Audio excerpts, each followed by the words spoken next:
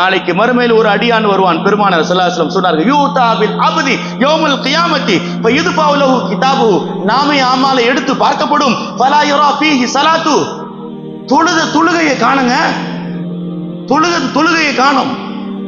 நாமே ஆமாலில் பார்க்கின்றான். வலா சோமு, ரமலான் முழுக்க 30 நாள் நோன்பு வைத்தான், நோன்பை காணவில்லை. எங்கே ஜகாத்துகள்? கானத்திலி ஹசனாத்துன், அல்லாஹ்விடத்தில் சொல்லுகின்றான், எவ்வளோ நன்மைகள் செஞ்சு வச்ச அல்லாஹ், லைஸ ஃபீ ஹாதல் கிதாப், இந்த கிதாபில் இல்லை, இது என் கிதாபு கிடையாது என்று சொல்லுகின்றான்.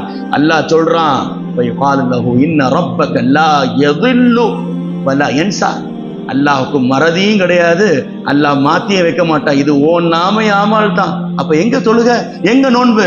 அன்னைக்கு நாளைக்கு மறுமையில அல்லாஹ் பார்ப்பான், எல்லாத்தையும் பார்த்துட்டு இப்போ சொல்லுகிறான், இது உன்னுடைய நாமே ஆமால் தான். அப்புறம் செய்த நன்மை எங்க போச்சு தெரியுமா? தஹப அமலுக, உன் தொழுக நோன்பு ஜகாத் ஹஜ் எல்லாம் எதனால போச்சு தெரியுமா? பி இஹ்தியாபிக நாஸ், உட்கார்ந்து 4 பேரை புறம் பேசினல்ல, அதனால போச்சு.